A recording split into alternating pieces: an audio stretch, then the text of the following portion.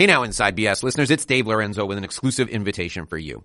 I want you to go to this website, getinsidebs.com. You'll get our daily email newsletter. We'll give you updates on the last 3 episodes of the show, and we'll send you an exclusive invitation to attend our monthly event where we bring you ways to improve the value of your business and increase your freedom. Join us today, getinsidebs.com. I hope to see you there. Holly, talk about how to write so that you're telling them there's a solution, but you're not letting them off the hook. They got to hire the person behind the copy first. They got to hire the business behind the copy to get off the hook. That's the objective. Absolutely. Yeah, we absolutely have to ask people to take some kind of an action. So that is really big, is making sure that you have that really direct call to action. So I always remind people that, things like contact us, read more, learn more. These are not direct calls to action, right? So we need to really be telling people what to do. Make an appointment, shop our online store, buy the course, whatever it is, right? That really direct thing that we want them to do. And then the other piece of that is really important is giving people a really simple kind of process plan. In StoryBrand, we talk about the 3-step plan all the time, is giving people 3 simple steps to move forward. So if the first step is simply just maybe to schedule a consultation, schedule a free consultation. And then the second part is to receive and review a proposal or sign a proposal. And then the third part is have a really awesome business. There are a lot of other steps in there, but by breaking it down really simply like that into 3 simple steps, it does give people a way to move forward, and it tells them exactly what they need to do. So they're not, like you said, just kind of being let off the hook. You're saying, look, here's how you can get the success. 1, 2, 3. And it makes it really manageable and kind of bite-sized for people to take that action. We're all about eliminating the overwhelm, right? Right. No, that's great. And talk about, for the folks who are listening here today, or folks who may be watching on YouTube, talk about how you don't want to. Everything involves work, right? So you're gonna engage me, and your business is gonna be better for it, and there's gonna be work associated with it. But we don't necessarily want to tell them how much work is involved in the marketing copy, right? Because if we tell them, let's go back to the weight loss analogy. I need to lose 20 pounds, and the reason I need to lose 20 pounds is because my blood pressure is high, my cholesterol is high, and I have young children, and I want to live to see them grow up. Okay, that's the reason I want to lose 20 pounds. So you're telling me that you have a system, you have a process for weight loss, and you're specifically focused on weight loss for heart health, and weight loss for heart health for older parents with younger children. Great. The message resonates with me.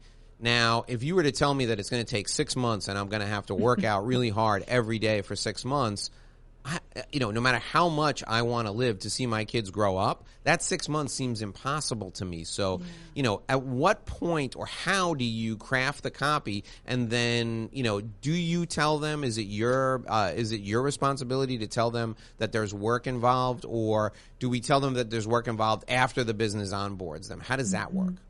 Yeah, I like to tell clients when they're thinking about this, not to get too into the weeds of the process that you have to offer, right?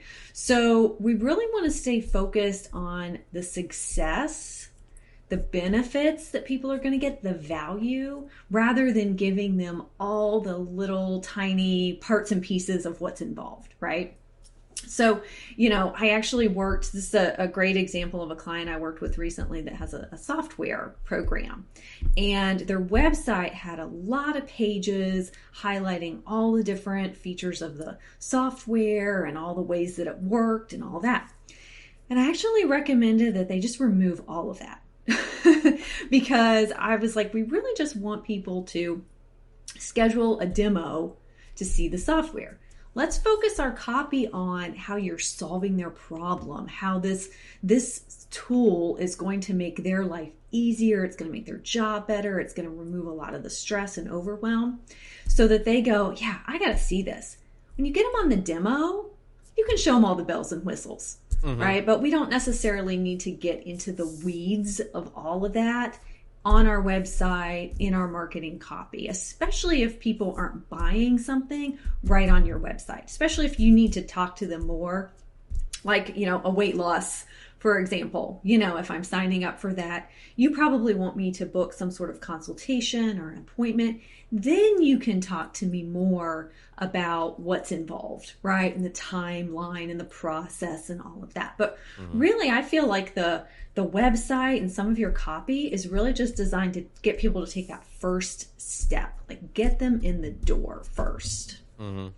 Yeah, so what Holly is really very polite and she's not willing to say is nobody cares what your process is. They just said nobody cares about the labor pains. They just want to see the baby. So what you need to do when you're meeting new people, whether it's through your website or through a solicitation campaign, email or direct mail, you need to introduce them to the fact that you have a solution. The solution works, and that's my next question to you, Holly, is let's talk a little bit about building credibility. But you have a solution. The solution works, and you've provided the solution time and time again, and all they need to do is engage you, and everything's going to be okay. That's all they really need to know. They don't need to know the 15 ways that you're going to go through this process to help them. That comes down the road when they're emotionally committed. So, Holly, part of that emotional commitment, right? And there's 3 steps that we use. I'm sure you use as well. And there's maybe a 4th that we add on if the client doesn't have it. It's visibility, credibility, and differentiation. And then the 4th one is maybe we gin up a little urgency, like you're talking about, right?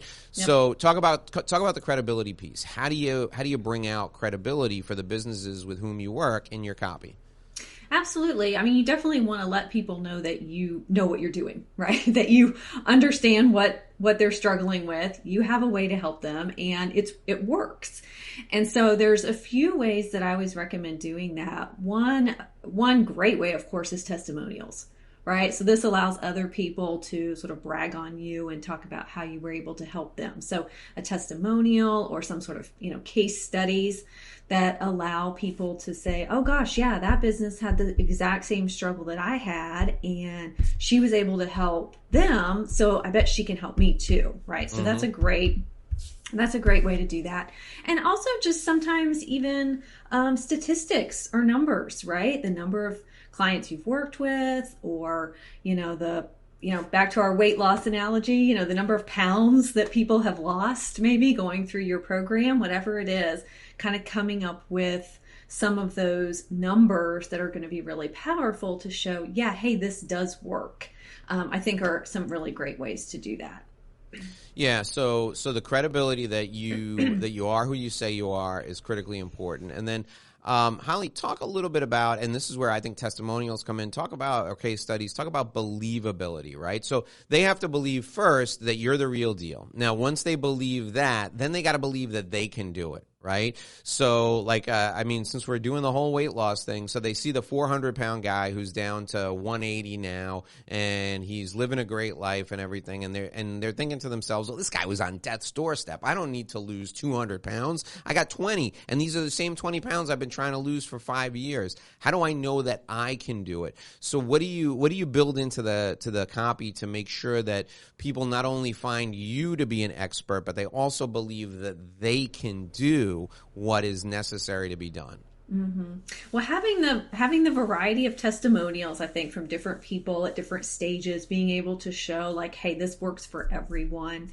And then another area that I really encourage people to focus on is the photos that they're using. So the pictures on your website or the pictures in the marketing materials should really communicate success, and they should be targeted at your specific client, right? So showing people that have lost weight, or showing people that are, happy in their business because their business is profitable and growing, whatever it is, showing those, happy, successful people, so that when potential customers are looking at your website, they're going, wow, that person really, they kind of look like me, right? And they're happy and they're playing with their kids. Like, I want that too. And so I think sometimes we forget about the pictures. And people want to just put up, like you said, pictures of themselves, or, just some kind of like abstract photos, but really look for those happy people that are experiencing the success that you have to offer. And I think that goes a long way toward the credibility factor too. Okay, great. Now let's talk about voice. So if you're a newspaper reporter and you're writing a story, you write in your own voice because people want to hear from you, right? But if you're writing copy, I think you tell me, whose voice should the copy be in? Is the copy in the voice of the business? Is it the voice of the customer? What is your take on that? Yeah, I think it actually varies a little bit. I think depending on the business and the kind of business you have. I mean, typically I'm trying to capture the voice of the business while also sort of speaking the language of the customer or the client, right? And it also depends on your business and the kind of voice that you want your business to have. Is it a little bit more of a serious business, or do you have something to offer that's really like fun and you want to seem a little more lighthearted? So some of that really is kind of taking a step back and thinking, all right, well, what do we want the voice of our business to be? What do we want to communicate? If I'm a funeral home, I'm probably going to have a more serious tone, right, to my business versus like a kid's, play area where kids can go and play, and I'm marketing to parents, right? These are two very different things. And so we're going to have a little different voices there, but making sure that we're being consistent in that voice. So if we've decided that we're going to be the lighthearted and fun business, then be lighthearted and fun. Don't just suddenly one day be super serious on Facebook. You're going to kind of throw people off a little bit. Yeah. Yeah.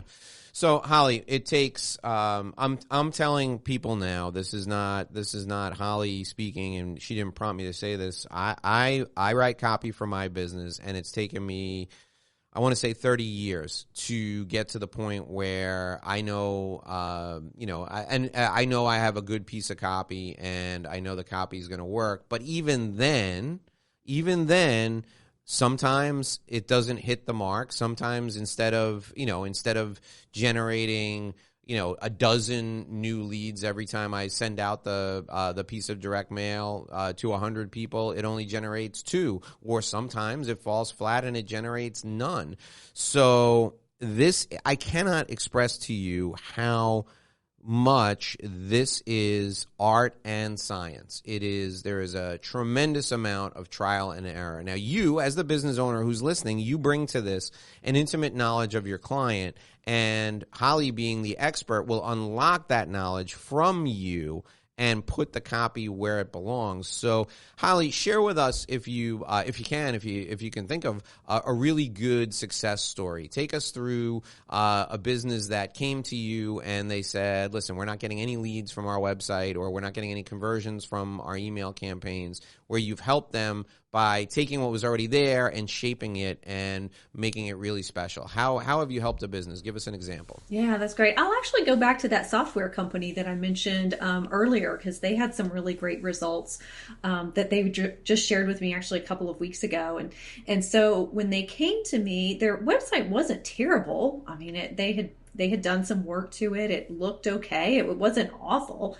But again, their whole message was largely about all the features of their software, and less about how their customers' life was going to be better by using this software.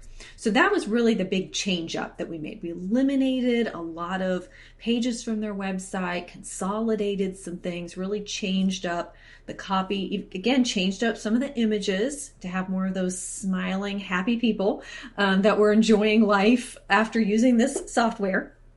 So we made all of those changes. We also added a lead generator to their website. So something that people could, download in exchange for an email address that would allow them to capture some leads so that they could continue to market to those folks that were interested in the program. And so they actually just got in touch with me a couple of weeks ago and told me that, normally they get a couple of demos per week. That was kind of their normal average. And that here recently they had been seeing 8 and even 10 demos per week. And so they really felt like the website was really working there just by changing up the focus to be on the customer and not, getting into all of the weeds of this software and how it worked and all of the different details and things that it included. They could do that on the demo, right? But now they were actually getting people booked. And when we first started working together, they told me they actually have a pretty good close rate. So they really just needed to get more people to see the software. They needed to do more demos with folks. And so by streamlining their website, really making that call to action super clear, focusing on the benefits to the customer, it's really allowed them to increase the number of people that are scheduling a demo to see the software and try it out.